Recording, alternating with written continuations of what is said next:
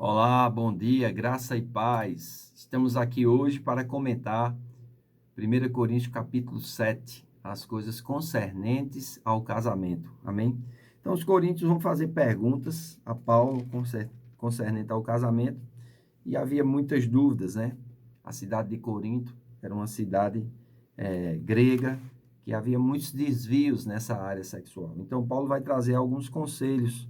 Ele diz aqui, olha, ora, quantas coisas que me escreveste, bom seria que o homem não tocasse em mulher.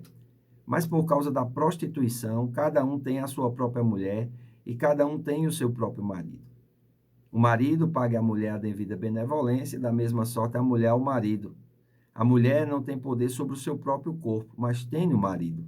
E também, da mesma maneira, o marido não tem poder sobre o seu próprio corpo, mas tem a mulher. Não vos defraudeis um ao outro, senão por consentimento mútuo, por algum tempo, para vos aplicares à oração. E depois ajuntai-vos outra vez, para que Satanás não vos tente por causa da incontinência. Digo, porém, isto como que por permissão e não por mandamento. Porque quereria eu que todos os homens fossem como eu mesmo. Mas cada um tem de Deus o seu próprio dom, um de uma maneira e outro de outra.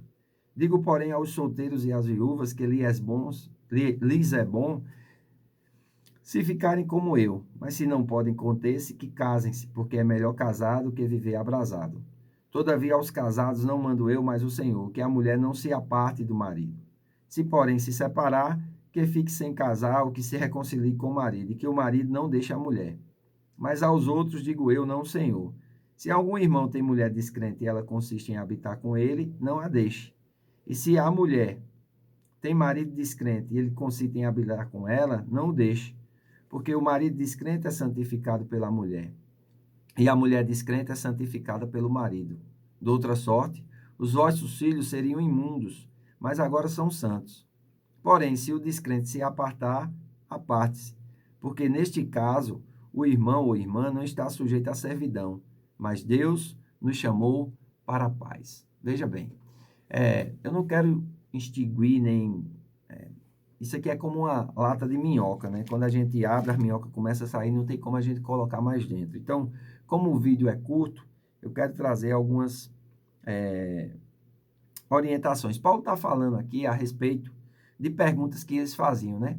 Depois que eu casar, como é que faz? Eu posso me separar?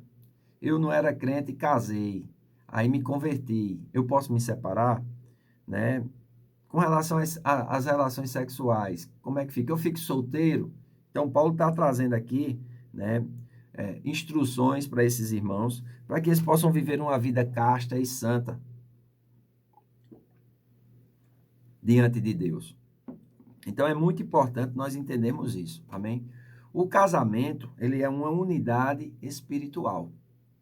O que se une à mulher, diz que desde o princípio o homem deixará seu pai e sua mãe, se unirá à sua mulher e os dois serão uma só carne. Então há uma unidade espiritual aqui. Amém?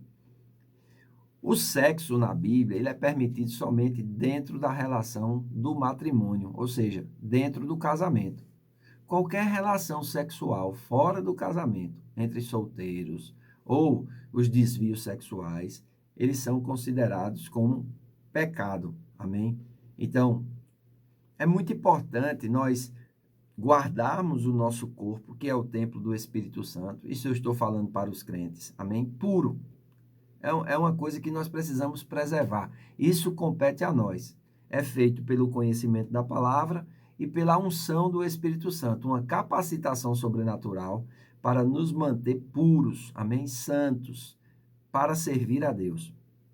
Então, Paulo vem trazendo já no capítulo 6 que os nossos corpos são membros de Cristo. O nosso corpo é o santuário do Espírito Santo de Deus. E ele diz: qualquer pecado que o homem comete é fora do corpo, mas o que se prostitui peca contra o próprio corpo. Amém? Que é templo do Espírito Santo.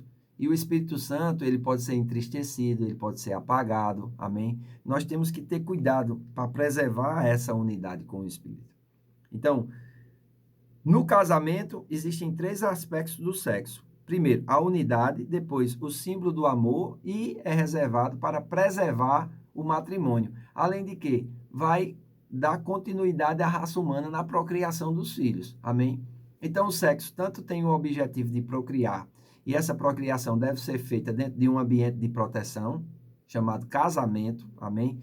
Uma família, é muito importante nós entendermos isso, e também para trazer prazer, alegria aos cônjuges. Amém?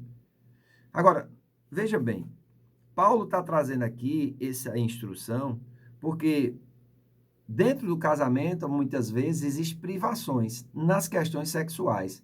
E Paulo está dizendo, fora do casamento, o sexo é pecado. Dentro do casamento, o sexo é dívida. Amém? Ele diz, não vos defraudeis uns aos outros.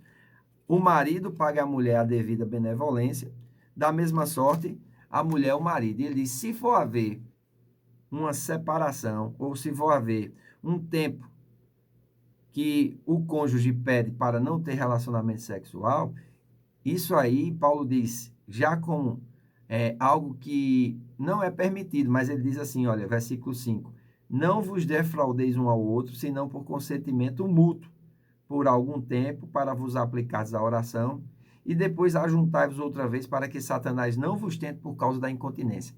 Incontinência sexual dentro do casamento pode levar a uma relação sexual fora do casamento.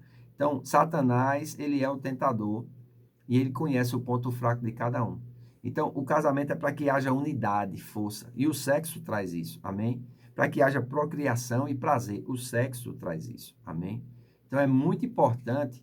Salomão diz algo muito interessante, ele diz assim, a alma farta pisa o favo de mel, mas para a sedenta todo amargo é doce. É bom proteger o casamento, amém? E o sexo serve como um escudo de proteção. Então, é muito importante não haver uma incontinência, e se houver, tem que ser por pouco tempo, tem que ser somente para se dedicar à oração e depois se ajuntar novamente. Daí a importância de haver diálogo, de haver conversa, de haver amor, né? Compreensão, misericórdia, bondade, amém? Então, na relação do casamento tem que haver tudo isso, né? Compreensão, para que o sexo também seja bom e traga essa proteção. Vamos lá, Paulo vai falar aqui com relação à separação. Separação é algo delicado, amém? Vamos lá. Então, o crente, ele não deve se separar. Jesus deu uma abertura somente na questão de adultério, mas isso também não é uma desculpa, amém? E Jesus disse que só dá essa abertura, e Moisés só deu essa carta de divórcio na questão de adultério por causa da dureza do coração. É possível perdoar? É possível perdoar. Claro que não é fácil, amém? Precisa de Deus, precisa da graça de Deus, precisa da unção do Espírito, precisa da ação do Espírito no cônjuge também. Então, é uma situação, assim, delicada. Outra pergunta. Eu casei antes de me converter. Me converti. E agora? Posso me separar? O crente não. Paulo é bem claro aqui. Agora, se o descrente não quer mais o crente e vive perseguindo, maltratando, ferindo, né? Paulo diz, se o descrente se apartar, que se aparte, porque Deus nos chamou para a paz. Amém? Se o descrente se apartar, o crente pode casar de novo? No meu entendimento, pode. Certo? Então, é muito importante nós atentarmos para isso. Agora, claro, você não vai se separar por qualquer coisa. Brigou, vai se separar? Não. Por isso que é muito importante, antes de casar, amado, conhecer bem a pessoa. Amém? Então, trata-se dessas coisas e nós precisamos entender. Eu acho que a parte mais complicada, amém, dessa situação com relação ao casamento é isso. Então, Paulo vai trazer orientações aqui, amém? E ele vai dizer aqui, olha, vocês foram chamados pelo Senhor, amém? E porque é chamado pelo Senhor, ele é liberto no Senhor. Da mesma forma, o que é chamado no Senhor, sendo livre, ele se torna servo do Senhor. Versículo 23. Fostes comprados por bom preço, não vos façais servo de homem.